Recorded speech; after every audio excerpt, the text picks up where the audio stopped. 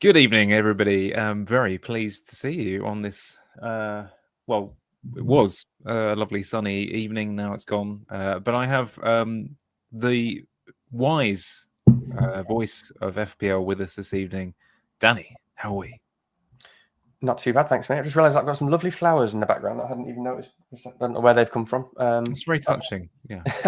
No, it's lovely to see that you've you got into sensitive side. You've taken tips from the I was about to say the audience, the females in the audience, but then I realised I'd get cancelled. So anyone can love flowers, totally fine. Doesn't matter who you are. Danny loves flowers. It's all very cool. And anyway, better move on.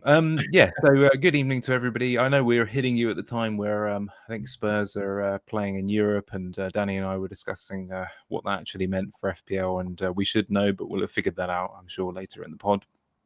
But happy to hopefully one or two of you will join. Do give us a shout, drop in a question into the chat, and hit all those lovely buttons as well. But yeah, game week 28. It's a funny week, this one, isn't it, Danny? Because in a way, it's sort of the calm before the storm. It seems like no one is really willing to budge an inch in order to get to their desired location. How are you feeling before game week 28? Yeah, it's weird, isn't it? It's just like everyone's just trying to sort of survive. They're trying to get their team to survive, which I generally quite like that. I like just sort of feeling like you have to leave your team alone and not make moves. I always feel positive when I'm like that, and it's kind of what I've just had 2 tremendous weeks and I've had an awful amount of luck in the last 2 weeks. Yes, you have. I'm just trying to remember what was your good fortune last week? Remind me. So last week was obviously the major fortune was Mikalenko off the bench was ridiculous. He got an assist. Oh yeah, lovely. Yeah, I felt disgusting, and then I realised that FPL Harry had Mikalenko first bench. I was like, that's why it's happened. It's not my luck. It's just that I managed to get on board with Harry. Yeah. It should be mentioned that Danny is a fully subscribed a 451 pervert. He's an absolute. He's disgusting. The man.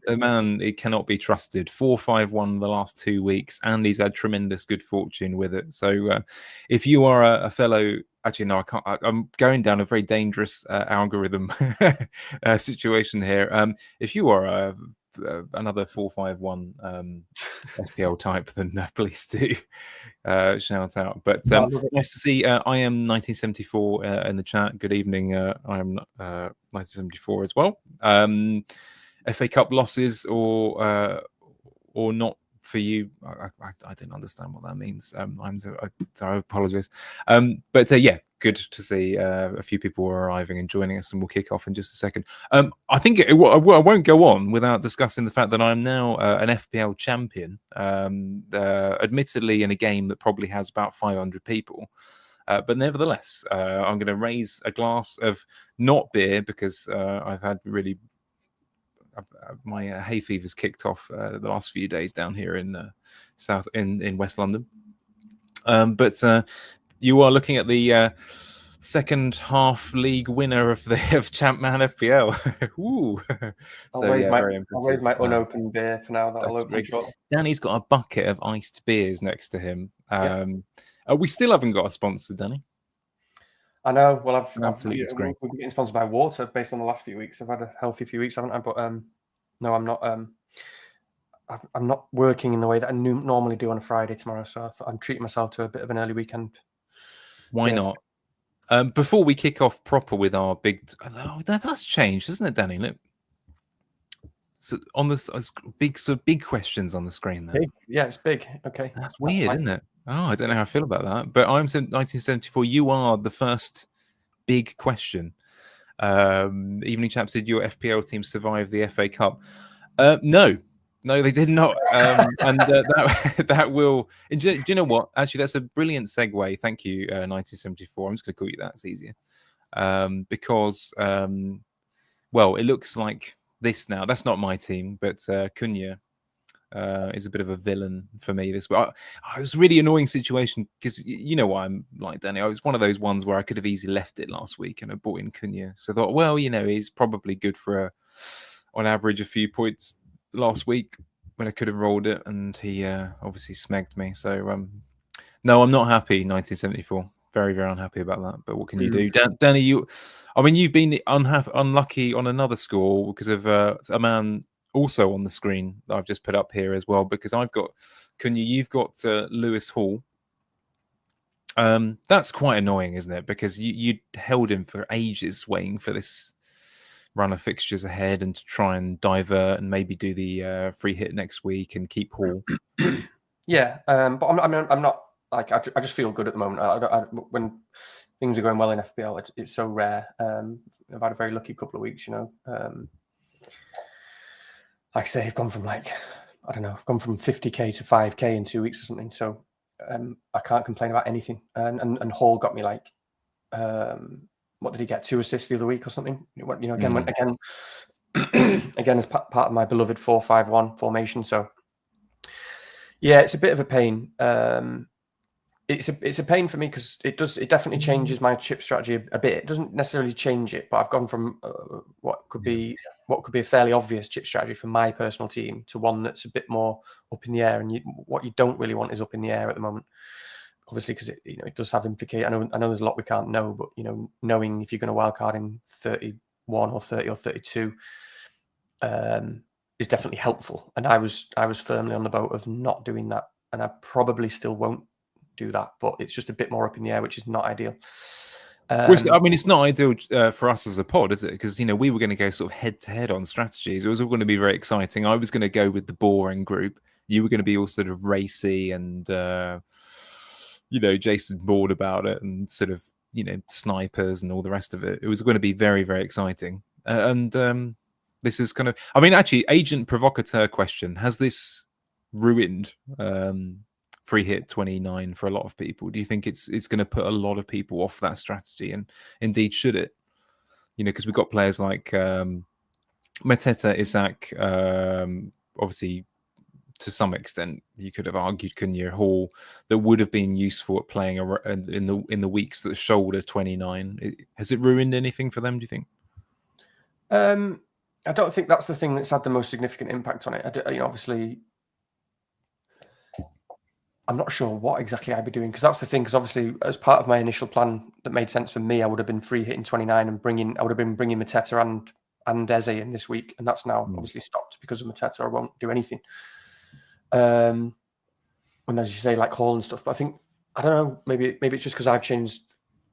Maybe it's because I'm more worried about stuff now. But I think the bigger shift is just there being so much unknown, and we know the Premier League are going to do things we don't expect. All the fixture guys have got everything wrong so far this season. That's just the truth of it. I think that it just looks, sort of regardless of your strategy, it looks like you really just want to keep the free hit. You just want to keep it if you can get through 29, because I just think it's going to be potentially so useful. I mean, on this, it's been a really peculiar logic for me in the last week or so, because actually now I'm going to be almost inevitably playing game week 29 with one less player, and yet I'm more likely to play through, which is bizarre. But which is because essentially I would have had a full 11. I would have been able to use a move for a goalkeeper in 29. And now, because of Cunha, I'm forced to do it's like a striker +1 type of move. And it's a situation where, oddly enough, I'm much more likely to have to sort of stick in now, because I've got too many problems in my team. So I'm sure that there'll be people in the chat with the same issue, and we'll come on to our teams later on. But I've got people like Dango, people like obviously Cunha. So the free hit is more unlikely now. I mean, it's almost impossible, because they would be problems in game week 30 anyway. So what would be the point? That's the kind of way I'm looking at it, really. So they have to be dealt with. More so Cunha, obviously, so therefore I kind of have to play through 29 now and attack them and come out the other side. But what I think is quite interesting, we'll come on to chip strategy a bit more, particularly in a few minutes time after we've talked about Cunha and any moves this week, because I know that people will be deciding whether to hold or not. But yeah, we've got this situation where in some of our teams we have things to deal with, like Odango, etc. But I will be Yeah, I think it's now. It's a lot more likely to be sort of wild card 31, probably because we get information about the following weeks, or try and hold out a little bit longer, because it's quite plausible to play through, even do a bench boost before a wild card, something like that. So it's a lot about that information, a lot about how the fixtures end up as a result of cup fixtures in Europe, etc. But we'll talk about that in a minute. Before we do, though, you're not greatly enthused by the idea of this, so I'll just throw it out there. Should anyone bother to replace Cunha this week, if they let's assume someone's got a grunt defender, most teams will have a grunt defender on the bench. Is it worth sort of cashing your chips, so to speak, and putting your money down on a Wissa this week or something like that, or a Marmoush away at Nottingham Forest, or is it just better in almost all cases to hold? I know it's tempting to say the boring thing, but I'm trusting you to go racy here. Yeah, I mean, catching me off guard a bit because obviously I haven't really thought about the Cunha perspective because You have no sympathy. I'm just selfish like that. I don't consider what everyone else is doing. What I do think is that don't change your plans based on it, and don't change the team you want long term based on it. Like, not just because in a lot of cases, like the players who might come in are fine and even decent. Like I wouldn't be bothered if I had to play Mykolenko this week. I'm perfectly okay if he has to come off the bench, and I almost expect him to, as it stands. As an example of a player. Versus the strikers who okay, Chris Wood, yeah, he is amazing. He probably will score. Hopefully he doesn't, but he's still got Man City. Wissa's great on paper. He's still a 70-minute player, but I do like that fixture a lot this week. So he's an interesting one, but I wouldn't change your I wouldn't let it shape your plan, because coupled with that is what I think people do undervalue is people will think, well, I'm going to use, that's one of my transfers anyway. So it's a player playing next week and I've still got one or I've still got two. And they sort of disregard too much the value of what having those cumulative free transfers does for you. Like, you just generally and often just in a far superior position going into, for example, 29 with 3 transfers rather than 2 and an extra player. Do you know what I mean? Like, give yourself, maximize your opportunities for maneuverability and your ability to adapt and change and choose your plans, because loads of shit's still going to happen and people are going to get injured or suspended and you're going to change your mind on who you want. Yes, now I understand that doesn't mean that you still might sell Cunha, but it could easily be for a different player in a completely different structure. And I just really value that a lot. So that's why I'm I know I'm not in that position where I've got Cunha. I do have Njai. I do have Hall. I've got only Mykolenko on the bench. I'm definitely in a position where I am in trouble because I might have nobody coming off the bench. Will come on my team in a bit.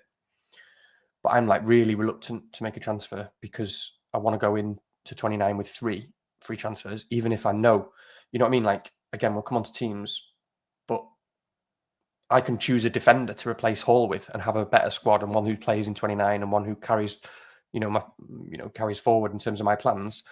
But I would still rather have another transfer next week and have more option just in case something changes. So I do think that's a little bit undervalued.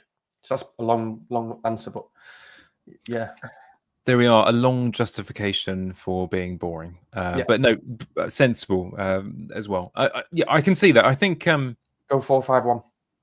4-5-1. It's the new thing.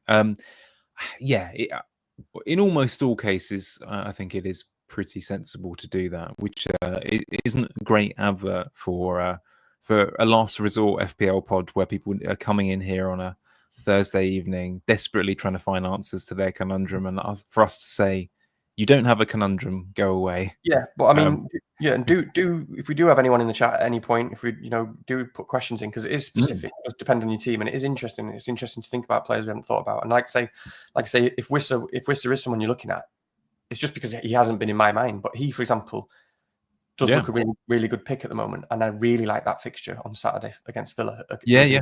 They're going to be tired. It's Saturday night under the lights. Villa are going to be knackered. So. Yeah, and as someone who lives 10 minutes from the Brentford ground, it can be pretty buzzing around those parts.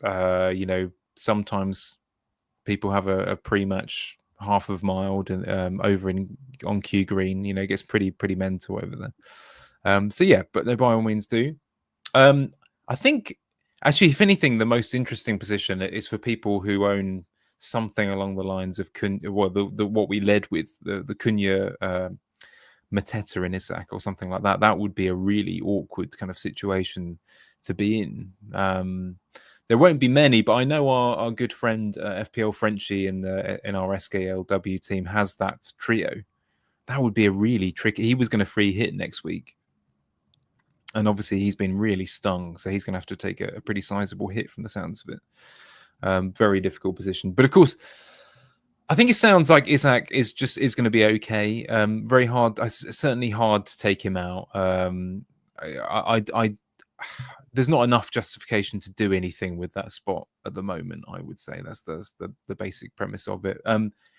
What I will say, I've seen a few people this week with teams that are strong enough, and this is very unusual. But you get a few people. I've seen people bench Bowen. I was like, no, not this week. No, if anything, I feel pretty confident about that game now. Newcastle's left-hand side is basically gone. Oh yeah. Isak, we don't know. He's not going to play 90 in any case, is he? Whatever happens, I mean, he's going to struggle one way or another for minutes. So yeah, I think that's a pretty good fixture for us now. So I'm quite excited about that one. And we won the reverse fixture, so you never know. Evening to Genius Gamer as well. Yes, I hate Cunha as well. I mean, I would have given him a lifetime ban for knocking that chap's glasses off. As someone who used to wear glasses before a bit of laser eye surgery about 10 years ago. But yeah, no, naughty chap. Don't like him. Lovely player, obviously. But yeah. What a player. What a player. What a player, yeah. He should play for... Would you like him at Man United? I mean, yeah. But I am like wondering that someone, I can't remember, was it on the wire or something? I can't remember. They were talking about Cantona was a bit of a twat, but not in this sort of way. It was more just like he was sort of looking after his teammates and just he was a principled man, whereas Cunha's just losing his shit altogether. Just it's quite bad, isn't it? But I'd still like him. I don't dislike. People make mistakes. I don't dislike him. He's done some stupid stuff, but he's young. But what an incredible player! So yeah. I mean, it's hard not to kind of quite enjoy watching these kind of hot-headed players. Obviously, when I was growing up, I've probably told you about this before, but I was going to West Ham every week at that time where Di Canio, for example, was playing. You never knew what was going to happen, and of course he was absolutely mental, but brilliant to watch. I think there was a game, for example, where he more or less ended Martin Keown's career, which is good for everyone. Let's face it. It's almost refreshing, isn't it? Not what Cunha's doing, not headbutting or pulling glasses off, but just everything is moving to such a sensible, structured society and football. Have you taken your nutrient gel? Yeah, exactly. We don't have any like big dunk Fergusons anymore, just like brutalizing people in the box, and it does.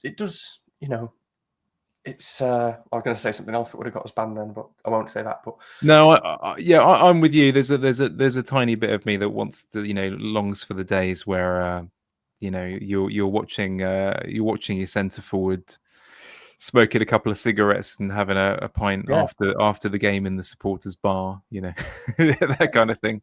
But I think it's funny, isn't it? Already, our age is telling that perhaps even when I was going. I think I first went to a game, so this is about 1990, and at that time, obviously, I was pretty young, but the way the West Ham ground was set up is that the players taking a throw in were like 5 or 6 yards in front of the first row. It was incredible. Back in the day, it was such a horrible ground to play at, and they knew you, they knew your faces. They, you'd have a rapport, so it was mad. But there you go. Anyway, bit off, but there's a few things in there. Just very quickly before we move on, so you're going to hold your Isak and Hall spots for now, I assume. I need to talk it through at the end when we look at teams, because I'm in a precarious position. It would be optimal for me to make a transfer, I would think. I'm a little bit more worried about Isak than you, and I don't. Neil's provisional update has him not playing. I'm sure he'll update it again, and the game's not till Monday. I don't like the fact that Neil has him not playing. That has me. And he's a Newcastle fan, isn't he? Yeah. Maybe beware of fans. Maybe that makes him. Maybe Newcastle is his least reliable prediction in the lineups. But well, they haven't had a press conference yet. Not that will be of any great use. But I think it's one of those awkward situations where I don't know whether you're like me on this one, but Mikalenko, for example, which is a common first bencher, do you place him above a minute's risk Isak, type of thing? It's quite a hard gamble to make, isn't it, to bench Isak this week? So, yeah. Yeah, exactly. Yeah, no, I wouldn't bench him. I can't see much logic in benching him there. I mean, I'm not even going to bench João Pedro, and we'll talk about that as well. But cool. Yeah, it also relates to, and I think it's a linked conversation. It relates to what we think about what's going to happen in Liverpool when we get there as well, because people have got people like Trent. Is he going to play? There's concern there, and that's what has me slightly concerned in terms of my squad. Don't start that. Yeah. Okay. Now, what's on your screen now is incredibly small, so feel free to sort of zoom in. But this is the thank you to Ben Crellin. If he's not going to watch this, is he, realistically? But he's too busy on the spreadsheets and celebrating his high ranks, no doubt. But yeah, I've got it on my big screen up here, so I can actually read what's going on. To be honest with you, Danny, I wouldn't come and ask me for advice on chip strategy stuff, but nevertheless, I will. We're gonna give it a little bit of a go in terms of, let's just think through the veneer of our own teams. I think because it's just easier for us to kind of get our heads around that. Looking at the fixture permutations as you will. For your own particular situation, let's just see through your team. What are you thinking at this moment in time? Has anything changed in terms of how you're likely to try and play 29 onwards, and whether there's anything particular that's changed in your thinking over the last week? Okay, I'll try and summarize it. I was previously looking at free hit 29 to attack, Palace and Newcastle and so on. And even 29. I'm not so much now. I'm gonna go through it. 29. I can probably I can get 10 players out.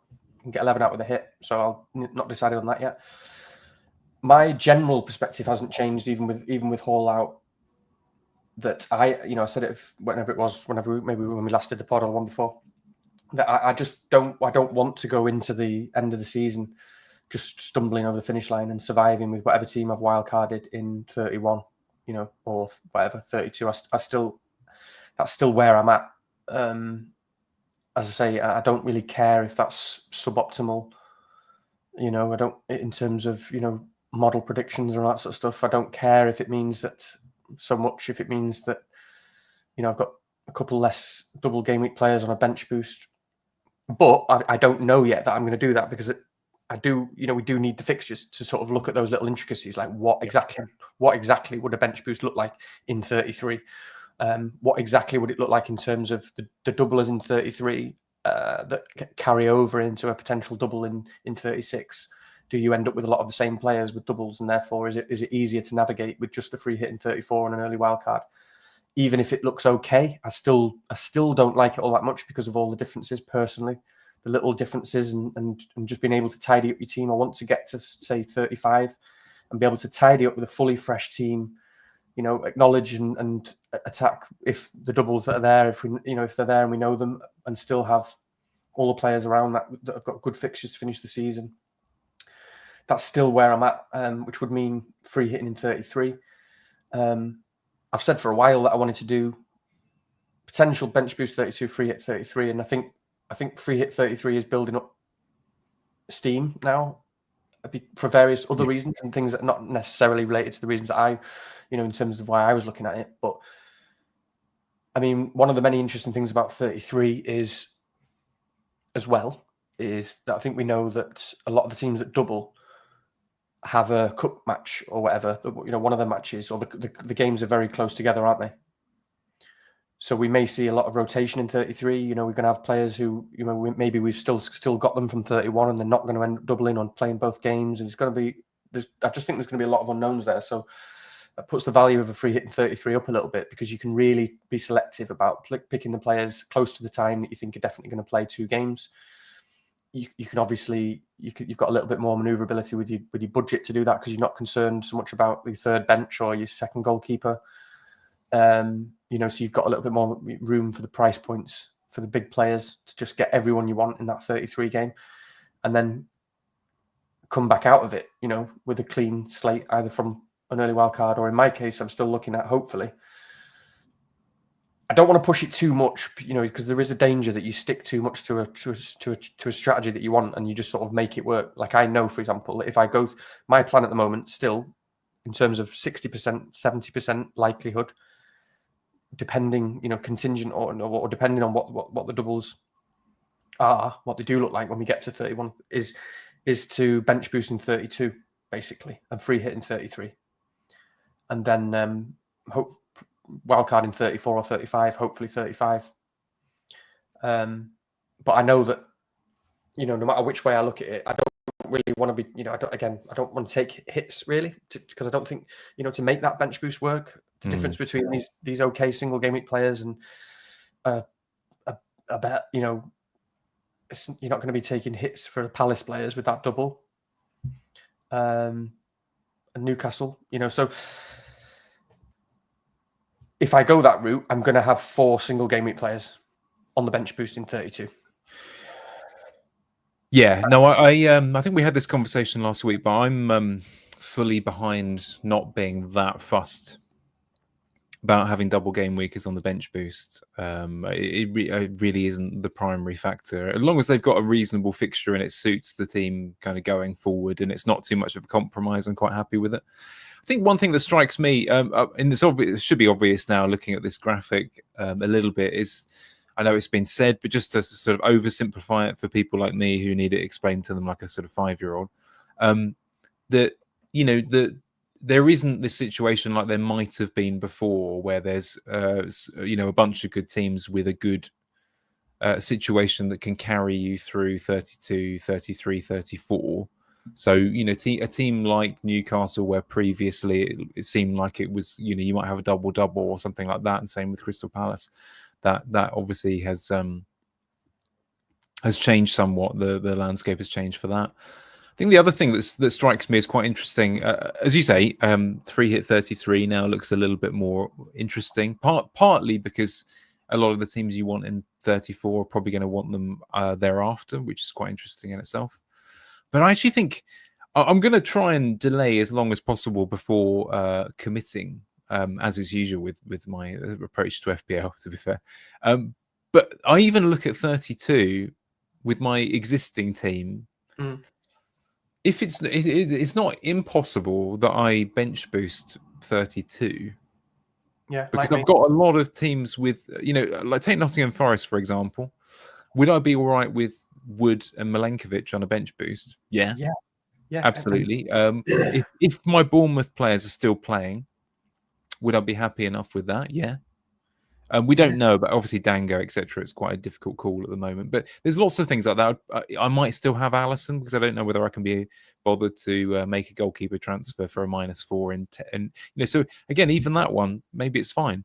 So lots of scenarios like that. So I'm going to try and delay doing anything too much of a hack job. I think obviously there are some things that we have to decide before, which are going to have a knock-on effect. The obvious one being something like the Salah Haaland situation. But I don't think it affects that decision too greatly, because, of course, in game week 32, they're both similar. I know I'd prefer Salah if I was picking straight between them at this point in time in 32, for example. Easy. But, easy. Yeah. I don't like that Palace fixture for City. No. But I don't want to interrupt, but just on that point, it'd be interesting to see your team, because the chances are your team is, based on what you said, you're probably in a better position than me. I'm saying I'm fairly likely to bench boost 32. I'm going to buy in that, before then, I'm probably looking to buy players like Milenkovic or Nottingham Forest defender that you've already got. And when I look ahead to 32, Chris Wood isn't on my bench; he's in my 11. Yeah, so I'm bench boosting with Chris Wood in the 11, and I'm buying Milenkovic, you've got those players already. Yeah, I haven't planned that thoroughly yet. But what I will say is that the one of the difficulties, right? Maybe I'm thinking about this. We're freestyling on the pod here, so there's a dangerous way I could get something horribly wrong. We always freestyle. We always do. We don't prepare at all. We're the kind of kids that turned up and passed their GCSEs with an A star and did no revision. No, that's not true. Yeah. Actually, I have a good story. A friend of mine, actually, he's very unlikely to be listening to this, but you never know. He used to be a real kind of science nerd, and he's still the kind of guy he watches, for example, the kind of space shuttle launches and all that kind of stuff live, like on even now and that sort of thing. And like these interests are okay now, aren't they? When you're young, people can mock you for them, but it's kind of cool now. But he used to have a nip of whiskey before any of his exams. Just used to have a little hip flask. Little karma. He didn't do that well on his exams, to be fair. But anyway, that's just a nod out to him if he's listening. He'll know who he is. But what I was going to say is the problem is with doing something like a bench boost 32, for example, like I've just described with my existing team, is then how you deploy the chips thereafter, right? Because then it gets you into a little bit of I suppose then you'd probably have to free hit 34 and free hit 33, wildcard 34, something along those lines. So you don't. It's not a pickle at all. It's perfect, and you don't need to wildcard 34. Well, as I say, the main predicament there is just that by that point I would have needed to have made the kind of Haaland switch if I was going down that route. But the overall team. What do you mean? What do you mean? Just clarify what you mean, because the Haaland thing, you either get him you're either buying him in 29, yeah, or you're getting him on wildcard 31, or you are doing what you just said, which is bench boost 32, ignore Haaland, free hit 33, so he's in on a free hit. He blanks in 34, and then you wildcard him in. You wildcard him in 35. Yeah. No, what I was describing was in a route where, let's say, you decided to go for him in 29. Yeah. So he's already in your team. Salah would be sacrificed to achieve that. That's the problem for me. Yeah, and therefore, for everyone, for anyone playing logically, because Palmer's just a silly idea. My point being is that then Salah's not there for 32, whereas Haaland is. That's the only difference. Yeah, it's not as nice in 32. Yeah, so I do. This is the issue I have, where I'm sort of, I could do with knowing, like a lot of us, whether we're going to do that because obviously it's more appealing. I mean, if you're going to wildcard early, then Haaland. If I was definitely going to wildcard in 31, I would almost certainly get Haaland in 29. Yeah, but yeah, I'm probably not going to. Yeah, it's tricky. I think this is the bit. I mean, fortunately, this is another reason why delaying decisions this week is quite nice, because it's a situation where next week I'll either be picking up something like, it's basically a Marmoush plus someone else route, or a Haaland plus cheap midfielder route, or something like that. But I know a lot of people have got a similar kind of predicament. Just quick shout out to General Zod in the chat, who recommended me a replacement for my vacuum cleaner this week. I am indeed looking at the German brands. Ken, if you're watching. So, but yeah, dram before you bench boost. Good advice there as well. And he'd want me to say up the toffees as well, probably, because he's an Everton fan, I think. Any more to say on this, Danny? But you're keeping your options open then, but you would say that you are keeping that. Yeah, you're almost definitely not free hitting now. I'm not free hitting. So we'll look at that when we get to teams. But I mean, I'm sure there's loads to say. What have we not said? But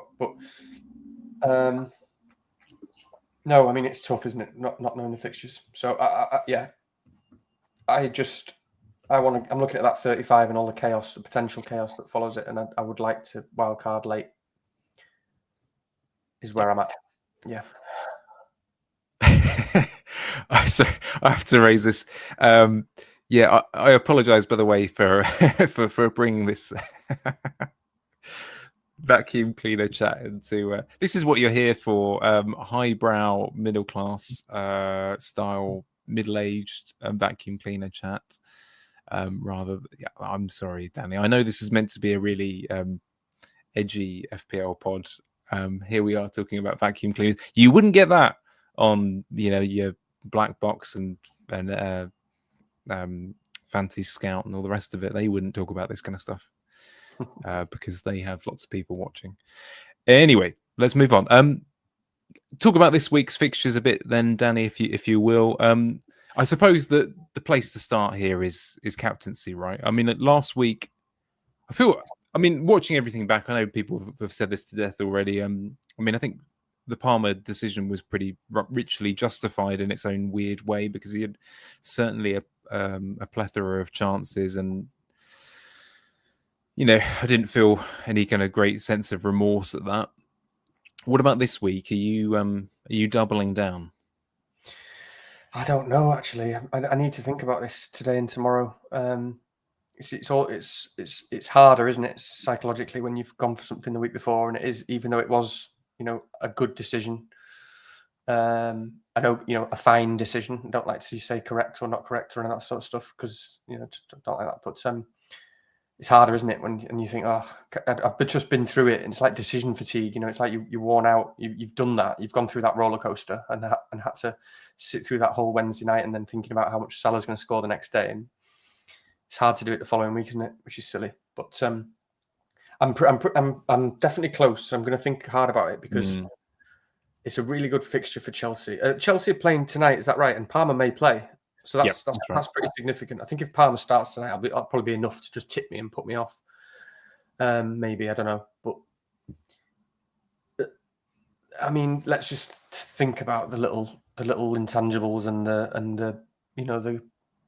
the silly theories and grass and whatnot, and you've got to find stuff to make your decision. And I mean, Palmer is very aware. He was very aware, wasn't he? That shot of him, like he did post after the game, something like basically being disappointed because he got 3 points for his FPL team. Is what I understand. I don't know if that's been like lost in translation. I've misunderstood what he's referring to, the 3 points for the team. But I think that's right, isn't it? Which is pretty crazy. And he's like, I'll be back. And it's like, whoa, this guy's he's not happy. He's on a mission. That's pretty crazy, though. That just shows how driven he is in terms of his individual numbers. That the team won 4-0, and he's pretty pissed off that he didn't return. I have to say, I'm more tempted by it than I thought I was going to be. I mean, I pretty much immediately popped it on Salah this week. I'm sure lots of people did this, but the longer the week's gone on, I'm like, feeling a bit more fruity. Yeah, and I mean, obviously, I think Salah will start. I mean, a lot of people saying they're going to mass rotation at Liverpool. I would lean towards thinking he would want them to play together again now. They've had a full week's rest. They've not played well at all last night for whatever reason. They've been outplayed. Obviously, that's one of the reasons. But I don't think they didn't look right. They didn't like they approached the game the right way.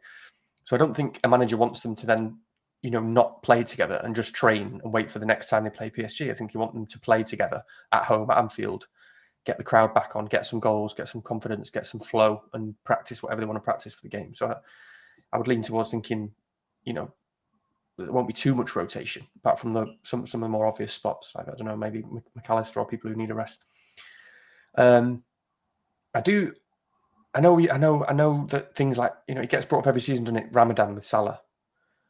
And I don't think we know, everyone says, oh yeah, well, it's the same every season. But I don't think we have his record's been okay, in Ramadan. And I think fundamentally he has scored goals, but fundamentally, you are changing your routine. You're not eating and drinking in the way that is recommended by all sports scientists. You're not getting enough energy into your body that you're supposed to have, even if he's used to doing it. That's just a fact. And even if he was like, he felt okay, and it was like, he did have enough energy levels because he'd had enough when he was eating or whatever. It's still a change. It's a change in your match routine, and that has big shifts. And again, looking for whatever reason we could find, you would. It's just natural to think that someone isn't going to be 100% at their game, isn't it? If that sort of thing changes. So that also makes me think, because Liverpool can win this game easily. They can win this game in second gear. So how much are they really going to push this sort of stuff? How much is it going to be? I don't know. So it's kind of it's a real conflict in my head where you've just got the best player in the world right now, possibly the best or one of the best, not after that PSG, what PSG looked like, but possibly the best team in the world playing at home against the worst team in the league. And it's Salah and it's a generational season and all that sort of stuff. That's the obvious box ticking stuff versus, a guy who was the top scorer in FPL last season, incredible player at home to Leicester. It will be 90 minutes, very likely. He is. This is what they're pushing for. They're playing. They're going to be trying to get a big win in this game. He wants to score. Obviously, it's free risk and all that sort of stuff. That it'll be backed up by the models. I've not looked at the models in the last couple of days, but I'm sure it'll probably be Palmer ahead today, if not tomorrow. So I'm torn. Yeah, at a time of recording, I think it was pretty much level pegging in terms of how the most popular algorithms have seen it. So that's quite interesting. I'm going to say something now, Danny, that's going to get me cancelled for the second time this evening. I can't remember what the first one was, but I've definitely been cancelled at least once. But I know we don't care about that stuff, do we? I feel like I'm in a little bit of a position to talk about Ramadan purely because I do time-restricted eating. Oh, yeah. Do. Okay. Yes. I know, don't throw the pelters. I've suddenly been offered a contract by GME News as a result of raising this and believing that I can mansplain this. But no, I mean, I do. The reason I mention it is because when I run in the mornings, that's before I've eaten, and I haven't eaten since since before tea time the previous day. So it's certainly very possible once you get yourself into a rhythm with it. Is it optimal? No. But if you get used to it and you get your rhythms and you can approach it, and it is perfectly fine to do kind of strenuous exercise, without having eaten for quite a substantial amount of time. But it's it is. There's almost no way that a sports scientist would advise it for sure. But I mean, I'm used to it now. I go out for runs most mornings, having not eaten. So it's probably not advisable. But what can you do? Yeah. Occasionally, just a handful of nuts there. Yeah. I mean, obviously, yeah.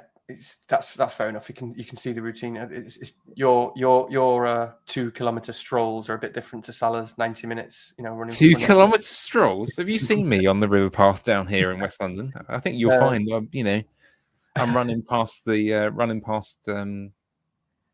the mean streets of Chiswick and so on. Yeah. But obviously, he's not going to have to do much running, is he? In theory, at home to Southampton, it's very different. I think that idea of whether that sort of thing makes a difference is definitely more likely to play out when you're away at PSG than it is at home to Southampton. But I don't know. It feels like a sort of a team that's going to be in second gear and not have to do much. Sorry, I was just reading that message. But versus, I don't know, something that's not quite as good, but 90 minutes, and I'm not going to be any closer to a decision at the end of this pod. I've got it on Salah at the moment. I think if you hold me to it right now, gun to my head, I'll probably have it on Salah.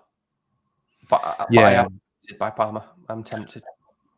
I think at the start of the week I was kind of something like not 70-30, but something towards those lines. It now feels very much like 55-45 to me. I will be eagerly having a look at what happens with Palmer in his European game, because I think was the Liverpool game, was that Tuesday or Wednesday? I'm trying to remember now. Wednesday. So it's the shortest possible turnaround. It's Wednesday, Saturday, Tuesday. Yeah. Okay. So it's a bit of a nightmare. Okay. Yeah. Good. Something to think about until deadline anyway. Few other things this week then. I think some people have got some benching decisions, that sort of thing, and different conundrums. I've seen 1 or 2 people wildcard as well this week, by the way. Not least in our own SKLW team. People are chancing it, and it's understandable in some scenarios. It's not ideal, I think it's fair to say, but so for example, I've seen some people going in early on Marmoush, some people going in on early on Evan Nilsson. So there are some players to talk about in those kind of predicaments. I mean, cherry picking my way through here. Do you think it's worth people going to Marmoush this week? Because I think almost no one is going to Haaland because it requires the sacrifice.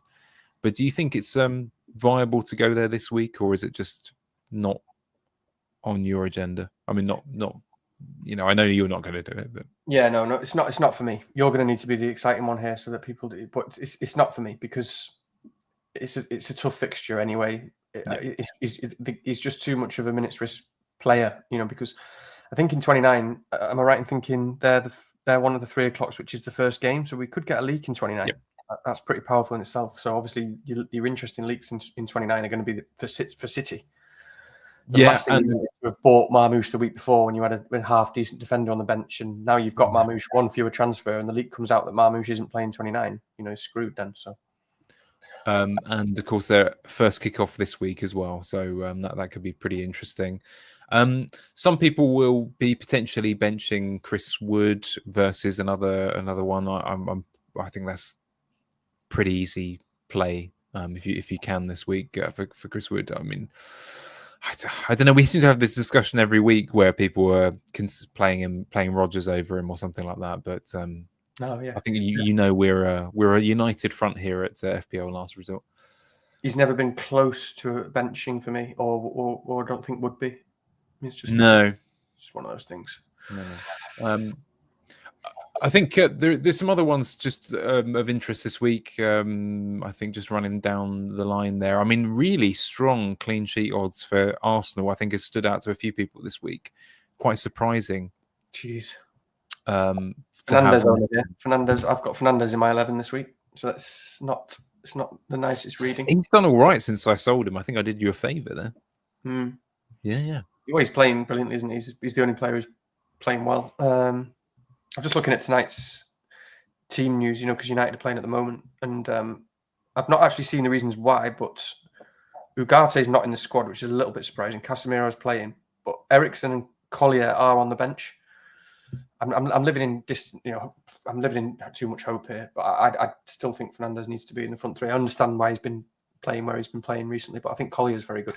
If maybe Eriksen's not ready to play. Maybe he's a bit past his best to play against Arsenal, though. But yeah, anyway. So yeah,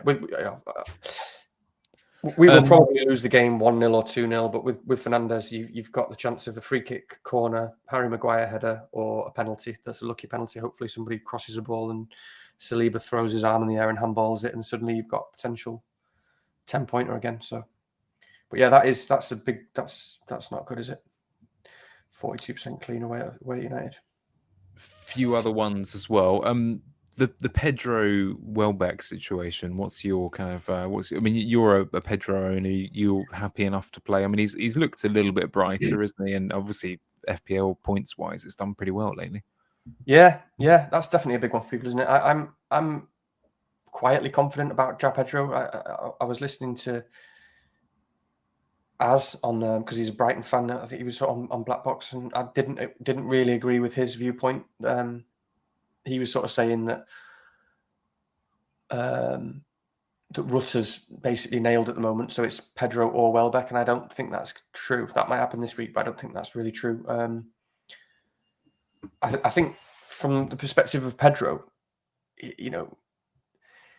he's done everything right. He's done everything that a manager would want you to do. This is a guy who he said all season was the star player in the team, that has the most potential, that has the most talent. So that's a huge box. And then obviously he was maybe underperforming a little bit. He got dropped.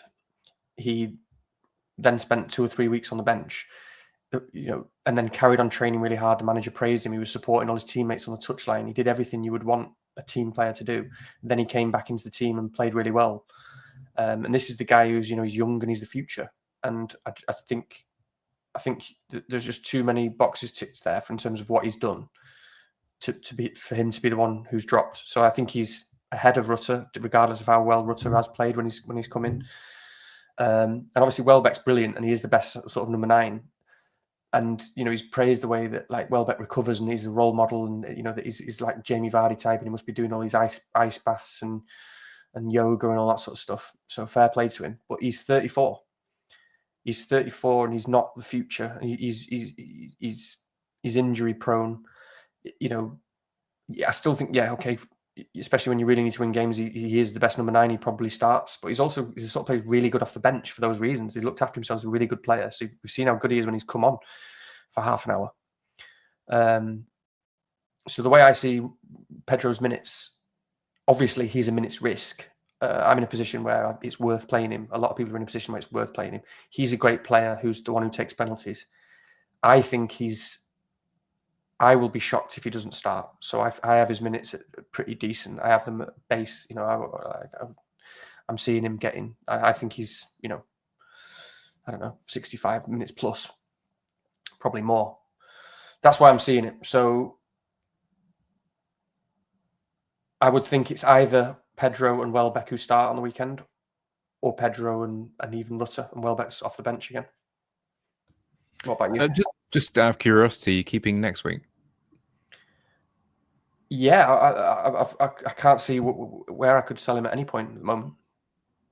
So I'll be playing him in 29. Yeah, obviously, I could get someone like a Marmouche or something like that. Maybe I'll change my mind. But no, I've got Njaya and stuff like that. So yeah, I'll be playing him in 29 away at City, hoping he starts then as well. So I'm really hoping he plays well this week. Probably the other one, just to bring up before we move on to teams, is that the Bournemouth situation, because I've seen it, like I say, a few people have brought in Evan Nilsson on wildcard this week. It feels a little bit, just a smidgen risky to me personally, but I mean, plenty of people are doing it. I know they obviously paid good money for him, so I understand their thought that he will be central going forward. What's your kind of thought on, for Dango owners or people considering Evan Nilsson? Do you have a read on that, or is it just a kind of don't buy, don't sell situation? Yeah, I think it's pretty much a don't buy, don't sell, isn't it? I mean, I'd definitely be wary with Evan Nilsson. I wouldn't be bringing him in. Again, I think he's going to be big on the models and stuff. He's probably recommended for a lot of people. Yeah, yeah. Okay, so it's too risky for me. He's been out for a long time, and yes, his minutes look good, and I think he's first choice. But we just don't know how he responds sometimes after those injuries, and we've seen it loads of times before that players can play well straight away and look pretty sharp, and then actually they go through a bit of a lull again as they try and their body adapts, and maybe that sort of thing happens. And obviously there could be a re-injury. So you're bringing someone in who I think it's reasonable to expect he starts, provided his injury is okay, but that you're getting 60 minutes maximum, that just isn't worth it for me. If people want to go there on a wild card, if they're wild carding now, I can understand it because the ownership's so low and he's got some good fixtures coming up, and you could roll the dice there if you're secure in lots of other positions. But other than that, I don't like it because you're bringing in someone who's been out for a long time, who's got maximum 60 minutes at the moment, and he wasn't on penalties and so on. So, but yeah, I think I expect Dango. I mean, you think you own Dango, don't you? So I expect him to. I would have thought if I was trying to call the Bournemouth team that it'll be Evan Nilsson up front, Dango on the left, Semenyo on the right, and Kluivert in the 10. And so I still think it's fine with Dango. I'd be shocked again if he doesn't start. Obviously, the minutes are a bit of a problem because you've got Brooks and Tavernier there now, haven't you, as well? Yep. What are you doing with Dango? What are you thinking about? I've kind of taken the attitude with it that there's nothing I can do really, because does it shape your plans in any way in terms of what you're thinking and going to 32 and 33? Is that like, I don't know, is it significant enough to be thinking, no, I'm not likely to get there with a bench boost? He probably just keeps his place in the team. Well, this is it. But I think it's at a point where, again, we can come on to it in just a minute. Maybe we can flip it about and do my team first, actually. But yeah, here we are. I haven't changed the Rick Mail picture this week, so I apologise, fans. Looking for a new one. It's still him pre-date with a Tizer, with a wee dram, with a wee dram of Tizer. Yeah. So as you can see here, I've kind of taken the. I'm not going to do anything with that, even if there's a chance he's probably just bench points on 29. I'm going to leave it. You know, I just don't really have. I don't have the moves now. Cunha has basically ended that option. So you can probably tell what I'm thinking with this anyway. But I'll just run through it for anyone who cares. So you've got a situation here where it's an obvious role this week, and then next week you got the probable options are you either replace Cunha with someone mid-price, so like a Marmoush, and probably Trent goes not ideally, but for let's say a Gvardiol for the sake of argument, and then that's that route, or Salah goes for Semenyo, or I think it's Savinho, isn't it? Those are probably the two options I'm going to be fishing around. And then Acuna would go for a Haaland. So those are basically the two options. And I'm very happy to delay that because I'm a scaredy cat when it comes to FPL. Yeah, you are. What do you mean? I took a -8 the other week. That's true, actually. Yeah, fair play to you. Yeah, I'm more of a scaredy cat. Yeah. Billy Big Balls, yeah. Yeah, I'm the scaredy cat. I'm rocking my 4-5-1s. Yeah, no, you're looking all right this week, aren't you? It's not too bad, yeah. That's pretty nice. Pretty nice. Well, actually, no. I mean, you are looking nice, but basically we've got a similar problem because, but you're slightly better in that you've got a player. Sorry, I've just played group chat. I've tried to mute it and it won't go off. There's a very real possibility that Isak and Trent don't play. So at least you've got Milenkovic, but it's not something you ideally want. But at least he could finally get the Milo bullet header off the bench. You never know. When we get to my team, it's the same except without Milenkovic. So that's the worry for me. I mean, the reality is that I'd be very surprised if it was a no-show from those two players. So there's not much I can do really in that regard. Someone will get some minutes. You tend to think so. Yeah, but if Isak's out, he's not getting any minutes. No. We could easily get to Monday, and Isak's just not in the squad. We just really don't know what's going on there. I'm kind of torn on this one because there's a bit of me that's like, yeah, bring it on. Hopefully, he doesn't turn up. Purely for fan purposes, But yeah. Anyway, so that's how it is. Captaincy is a sort of TBA, but or TBD rather. But yeah, that's me. I'll go back to yours. Do you have any views, by the way, early views on the kind of Haaland versus alternative route there? Well, let's go to my team. I'll tell you what I'm thinking with mine. It's the same thing. Okay, go. Yeah, so this has got a little bit worse since I sent you the screenshot. So I've just got Mykolenko obviously on the bench. Hall is out and Jai is out. But other than that, obviously I'm pretty happy with the team. I've been happy for the last couple of weeks. Just sort of been fortunate because obviously I don't own Cunha. Haven't made any moves yet, so been fortunate there. I'll probably roll, but as I say, I need to think a little bit more about it because so now that I'm not free hitting in 29, I'm going to get players out. So one question is obviously I'll either get Haaland or not. I'm currently leaning towards not because I'll have 3 free transfers in 29. So obviously, like other people, I could do whatever it is. I could do Salah down to a cheap midfielder, and Jai up to Haaland. I probably can't afford that, or I probably need some more money. I've got about 1.3 in the bank. It probably means selling Trent as well in that move or something like that, and then to maybe Gvardiol. I mean, when you look at that team, I don't like that. One sort of fundamental reason why that doesn't look ideal is because obviously the only striker it would make sense for me to sell for Haaland being Jai because he's the one who's not playing. So if I did the Salah and Jai, then I'm making moves where I've got 8 attackers and I can't play 8 attackers. So in a week where I'm trying to get 11 players out, I'll be making transfers to bench someone who's playing, even if it is João Pedro away at City. If he starts, that's not a bad fixture. He's still on penalties. So, you don't really want to make. I personally don't really want to make these big moves of, to have to bench a player when I'm struggling to get. I would still have to make, a hit there. At least, I can't remember the permutations now, to get 11 players out, even with 3 free transfers.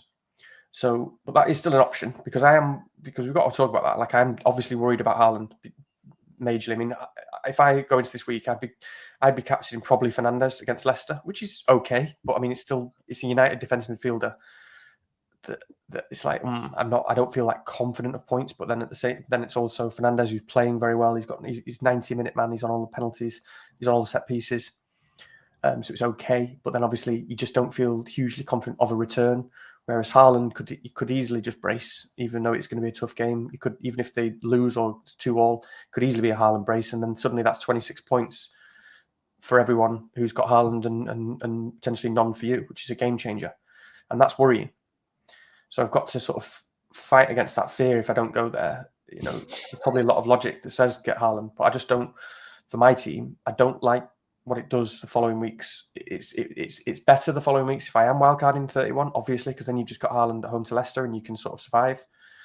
That's okay. But there's a reasonable chance I don't wildcard in 31, as we've said, and just sort of try and play through and free hit in 33. In which case it gets messy, and as will have looked at in 30, exactly 31 and 32, and suddenly you've got Haaland like away at United or something, and then at home to Palace, which I don't really like, and meanwhile Salah's got Fulham and West Ham, and it all gets a bit messy, and you're like, you're in the shit.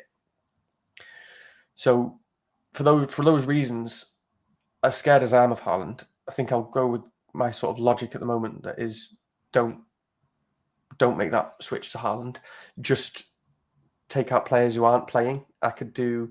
So I'm looking at something like Njai to Wood. I mean, if I don't go the Haaland route, then it'll definitely be Chris Wood comes in. I don't see it as the boring or safe move. I just see it as Chris Wood's incredible, and he's scored 18 Premier League goals in his last 25 Premier League games, and he's playing against Ipswich. Not really bothered. It's just a really solid player to bring in who's on penalties in 90 minutes. And then I would need to sell Trent, a bit like you. If I'm going to keep Salah, I've got to make money somewhere. And it's not logical for me to make money elsewhere. Fernandes will be my captain. I've got Clivert, Boom, I've got some good players. Palmer has got great fixtures after 29, and he's playing in 29, so I don't see the logic of that. Probably rather definitely keeping Isak, obviously, because they've got double in 32, so it'd be selling Trent to someone like Vardiol, which is okay. It's okay. He's got good fixtures. I'd be a little bit worried about rotation, because in 30, they play Leicester at home, but it's like 3 days after, or two or 3 days after the cup match, and there's potential for rotation there. Although Ake's injured, so that helps a bit. And then I would have another free transfer to make it 10. So then it would be something like, it's actually a bit of a tricky one. So obviously it would probably be Hall out. So what I'd be doing is we'd be taking Hall out for a player who plays in 29, but also a player who's got a good fixture in 32 in case I do take it forward to the bench boost. So basically that would be like a Forest defender, probably top of the list. So Milenkovic maybe. So he plays Ipswich in 29 and then Everton at home in 32. So I'd be having someone like Milenkovic potentially on a bench boost in 32 at home to Everton, which I'm fine with, because this is the thing. Like if you're bench boosting in 32 and you've got single game weekers, that's one thing. But if you've got single game weekers with crap fixtures, that's just like a little bit too much for me. And it's one of the things that so this is one of the reasons that I'm a little bit put off by like Aït-Nouri this week. It'd be logical for me to get Aït-Nouri this week because he's got a good fixture. I probably still wouldn't play him, to be honest, over the players that I've got. And then obviously he's got a good fixture in 29.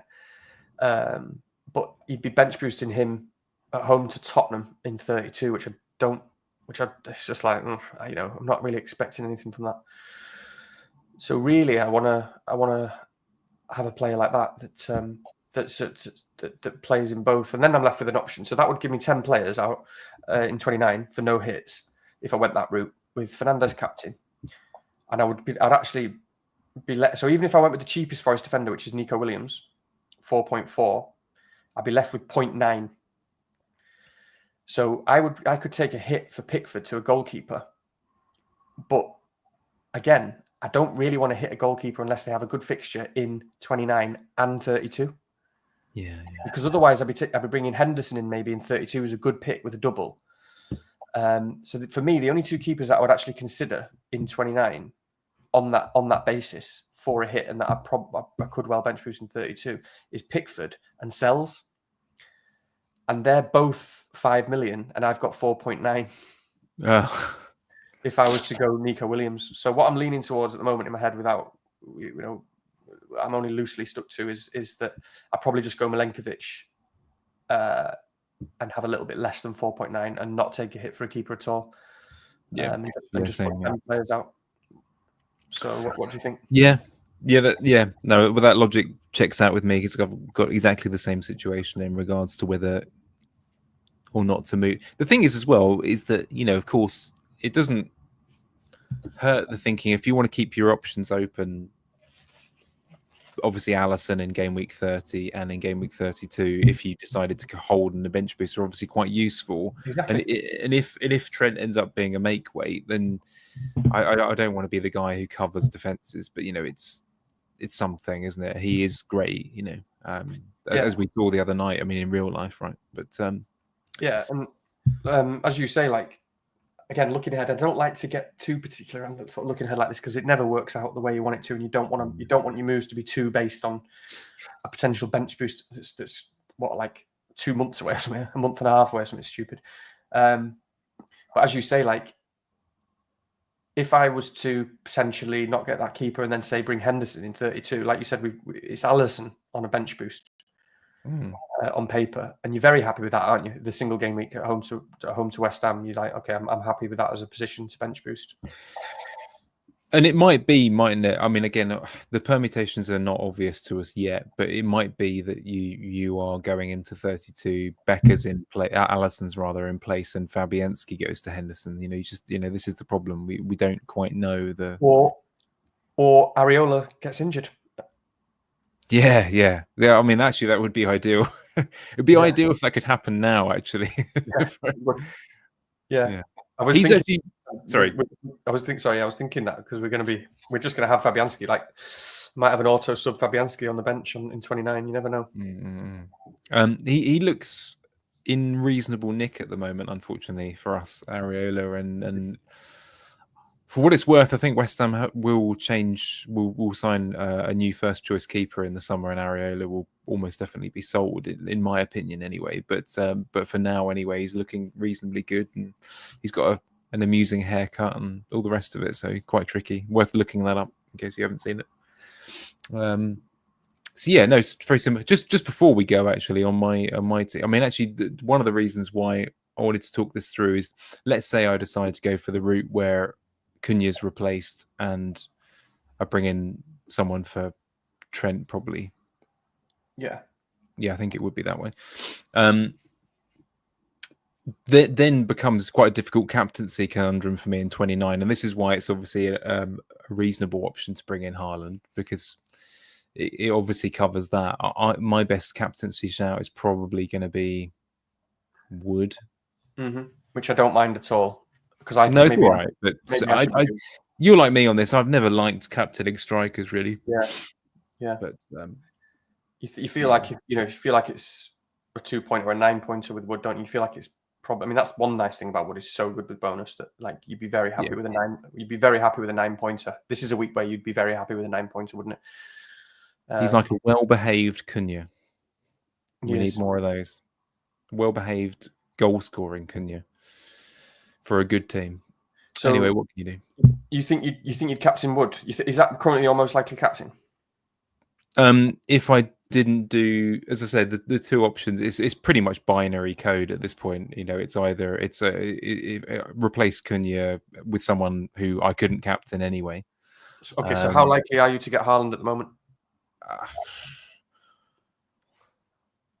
Well, put it this way, I wanted to give myself the whole time to think about that and ignore it this week. I don't know. The thing that bothers me, right, is it just cuts down my strategy options if I get Haaland. That's the way I'm thinking about it. In the immediate sense, I probably just about edge on saying that route gets more points. for the next couple of game weeks, that sort of thing, maybe. But the problem is that immediately I'm thinking, well, then I can't potentially carry the team through and do that. The later wildcard, it just cuts down my options. I then definitely have to wildcard in 31. That's the way I would see it. Yeah, there's going to be a hell of a lot of fear building, and me included, when it gets to next week, and more and more people will do Haaland, and obviously it'll be optimal on review. So all the people who just go off review will do it, and that'll spread to all the content creators, and all the content creators will start doing it, and it's going to get scary in terms of ownership. It reminds me a little bit of last season. Remember last season when there was that week when it was Alvarez. I think Haaland was injured for a couple of weeks, and Alvarez was like home to whatever it was, at home to bloody Watford or something.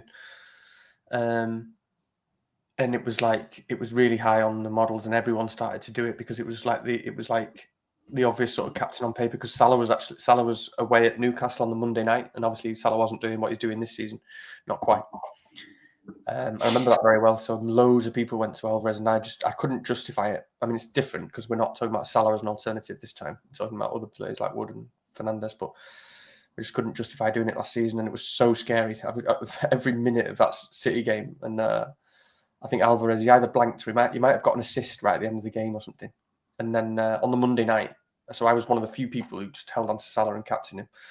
On the Monday night, after about 10 minutes, Salah got a penalty and missed it. And I don't know if you remember this week, and I've never been so distraught in my entire life because how angry. And then he went on to get, I think, a goal and 2 assists anyway, or 2 goals and an assist. And he ended up with 16 points, even though he missed a penalty, and it was brilliant. Anyway, long story, but it reminds me of that. So there's loads of people are going to switch to Haaland, aren't they? I think when it comes to it next Saturday, and it's going to be scary. But you've got to stay logical, because it's just one game. Like, Brighton is a tough fixture. Yeah, Haaland could easily brace, but the alternatives could easily score, and you may well have a better team in the following weeks if you don't get Haaland. So I think I'm just gonna have to put up with the fear and get through it. Well, we shall return to this conversation next week when I'm doing my fearful jitteriness whilst you go clear-eyed into logic as usual. Well, yeah, we'll see about that. Not got any questions, have we? Anything like that? Can't remember. No. Everyone is satisfied or bored or both, potentially. It's unlikely, but it's quite possible. No questions this week, which means you've answered everything, or everyone doesn't have any conundrums, something like that. But we are definitely last resort this week. I mean, everyone's done brilliant pods on fixtures and all that sort of stuff, and we're just a clueless freestyling last resort. Oh, there's Jossie. That's nice. Joss, you know what, we all know what Jossie's going to do, because there's no way that the idea that he's going to sit there through everyone piling in on Haaland, I can't see it. The man is ahead of the curve, or at very least on the curve. I'll be all right taking that on though, with a well-rested Salah at home to Everton. Out for revenge for Curtis Jones for that big fight that kicked off in that last minute 2-2. They'll be fuming about that. They'll want to win the title against Everton, the derby, and whilst Haaland is gets 2 days rest before he plays Leicester, I'll take that on. Give Jossie some second thoughts there. There is time. There is a question. Oh my God! What, we've got people watching? Yeah. People are jumping in now. Perhaps they've had their sort of pie and chips. Maybe they've watched I don't know what's on at 6:30 at this time of Great British Menu, maybe something like that. I'm not sure. Who knows? I'm not sure. But Alex Ball, our good friend. All right, fellas. There we are. How are you doing? I have a question. We're doing very well. Spot of hay fever this week, but can't complain too much. Would you take a -4 for a keeper in 29? Well, I mean, we both have this decision to make. And I don't mind it at all, because you're not taking a big. Again, it's just sort of simple way of thinking it, but you're not taking a -4 on her, but you really are. You just got to think of it like maybe it's a -1, maybe it's a -2. And I don't fear that much. I don't mind. That's one of those gambles that I just don't. I'm okay to give away a point or 2 points. I don't like to give away 4 points, but I'm okay giving away a point, which is ultimately what you're basically doing, isn't it? And there's some good looking keepers if it's just for that 1 week. Because obviously for me, I'm probably not going to. I've said all that. I'm probably not going to take a hit, but that's because I can't afford, with my current plan, I can't afford the Forest keeper or the Everton keeper, who I think are probably the best two, unless you can think of someone else. I'm not really a fan of the Bournemouth keeper that week, because who have they got again? Bournemouth, Brentford at home. They've got Brentford, and Brentford always score. So I don't really like the Brentford keeper or the Bournemouth keeper for that reason. I think Wolves is okay, but Wolves are still not a very good team, and then they don't have Cunha, and as crap as Southampton are, they've got to get something out of that game. So I think the other thing is it's quite hard as well, because I've looked at this a little bit myself, and it's also not easy to find a keeper that, I know it doesn't matter that much, but it's unlikely that you can find a 29, 30, and like you said, maybe a 32 keeper that has good fixtures in every single week. So, for example, if you do give up Alisson, then you're probably getting a worse fixture on one of those others. So it's we need to look at it a bit more carefully. But yeah. I mean, Sarr has got good fixtures up until 32 when he's got Spurs. He's got a really good run, because it's basically what Cunha's run was, wasn't it? So if it's someone you're bringing into play, then definitely I would just roll the dice with Jose Sarr, because he still, he does do the points, and they've actually had some really good performances recently. They won, what was it? Ever since they beat Villa, they got a clean. They beat, what was it? They beat Bournemouth, and they beat someone else, and can't remember now. But they've had a couple of good results defensively. Yeah. So I don't mind Jose Sarr, especially if you're going to play him in the following weeks. We keep getting questions now. People are trying to keep us from our. And that's good. We're here for the people. We're here for the people. We've got loads. We've got Lego Mane in the chat now as well. We've got Jossie. Danny's still here for the people. Sorry, that was the wrong one. That was the wrong one. Pep's still waiting for his chicken arrabbiata. It's Carberry night for Pep, isn't it? He's wondering if we've talked about the Dango situation. Yes, we have. I think we broadly lean on the idea that we think he's still going to play in some form of a situation, either on the wing or centrally. But it's very much a kind of wait and see. I'm sticking with him almost definitely, come what may, even if it means bench points in 29, unfortunately. But that's just my particular situation. But yeah, I don't think you should do anything about it at this point in time. Almost definitely play him unless you've got a really good option bench. Finally, then, our good friend Dan Lego Mane, not Dan Lego Mane, because that sounds odd, but yeah. Prioritize keeping Mo or Cole for game week 30. It's a good question, this, because I'm seeing a lot of content creators saying, I'm going to sell Palmer instead of Salah. I don't really get that. I don't really get it. It's sort of like it's sort of like it's so cautious that it's bad. It's so cautious that it's just bad. It's just not good. It reminds me a bit like earlier in the season when people did everything they could to get both Salah and Haaland in the team, and it just wasn't the plan, because the reason for doing it is you're going to captain one and you need to use the funds for the other. Now I know that the funds are closer with Palmer, but just the bottom line is, yes, it doesn't look like a great fixture in 29 on paper against Arsenal, but it's Cole Palmer, and Chelsea are really good, and it's Cole Palmer, and Cole Palmer also has the bonus of penalties. So, and Salah doesn't play. So I just don't see the logic in opening yourself up when Palmer with an extra fixture, and then obviously he's got good fixtures after that. I can't remember what he's got, but I know he's got Ipswich in 32, hasn't he? And I can't remember what he's got in 31 and 30, but they're decent. Yeah, they're all right. Yeah, yeah. I should. Yeah, I can find out, but yeah, but they're not bad. It's way more than having and choosing Palmer over Salah for captaincy this week, because Palmer's playing in 29 and Salah isn't. You could easily get a 10-pointer out of that. You could maybe even more. You just don't.